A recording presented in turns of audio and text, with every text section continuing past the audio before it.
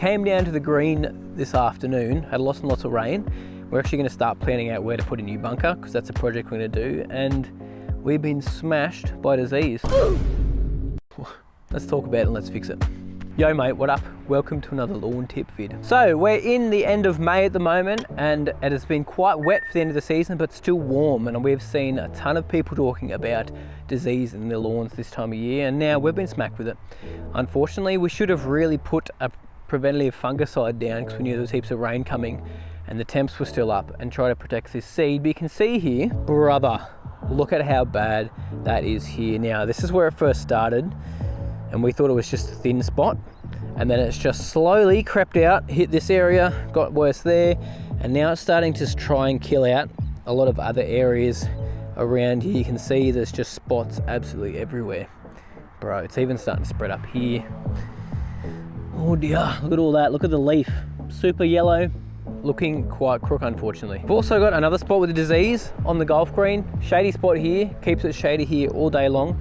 Talked about this last week, but we've got some nasty old winty fusarium here, which is super common in bent grass, very easy to get on top of, but we haven't put a fungicide down here yet. So we're gonna knock both of these today and make sure that nasty spot over there doesn't spread into the rest of the ryegrass, because it will, especially considering we've got lots of rain coming up for the next week and a half and still decently warm temperatures. So this disease right here is called Pythium, which is super common when you're seeding an area. Now, the main reason to be is because it's been a little bit warmer than normal, and we've also had a lot of rain and it stayed wet a lot. Now, there's a lot of new seed coming up in here, which is a really good sign, but it will still probably get knocked by that Pythium because it'll keep spreading sideways, especially with the weather that's coming up. I've got a week and a half of rain, so we need to get down a preventative fungicide now, and something that also has a bit of knockdown in it. So we're going to use some Impala today, which is going to help knock down what's here and also protect us moving forwards too. If you guys ever get stuck too, we have actually made application calculators all over our website,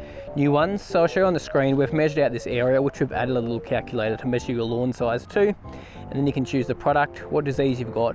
It'll give you the application rate and just help you get through it super simply. So just a bit of a ease of use thing to help you guys out when you're trying to figure out how much product you need for your actual lawn. So check that out. We've been building a lot of stuff in the background on the website, rebuilding our lawn plans. So if you've got one, you get a new update for that very soon. Got a new 500ml pigment on the website too, if you guys want to check that out. So we've been building stuff. This time of year is what we do. We build stuff on the website, but man, I need to get rid of this disease. I want to give this thing a mow. Also, that patch we overseeded through here last week, no, 2 weeks ago, there is so much new seed coming up, which is great.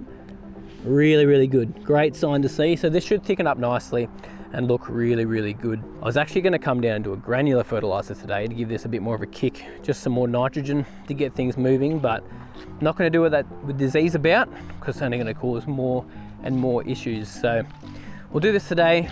We'll assess how it's looking next week after all the rain.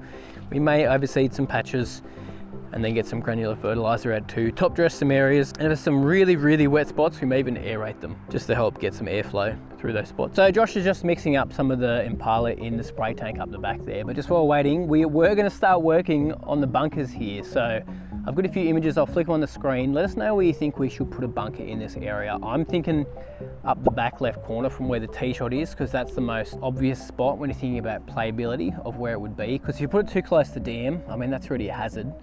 Behind it, it sort of catches itself, and we're going to put garden beds there. In the front, you could do it in the front, in between like the tiff tuff and the ryegrass. But I like to spot up the back because it sort of like will catch the balls that go flying over there. But anyway, let us know you guys' opinions, but we're going to make a start on that. Why are you not working? I'll have a go. See if I can get a first crack. Watch me. Watch me whip.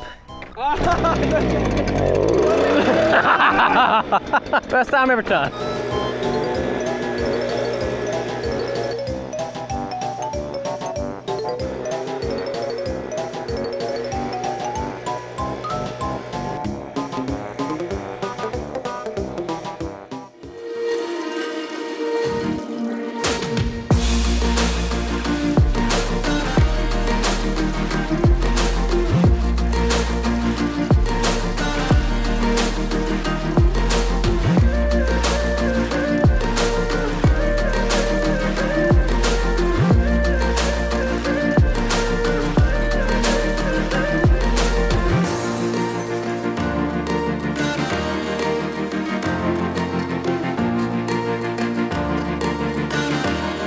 As always with you guys, remember if you have any issues with your lawn, always feel free to reach out at help@lawntips.net. We do offer free advice in the emails.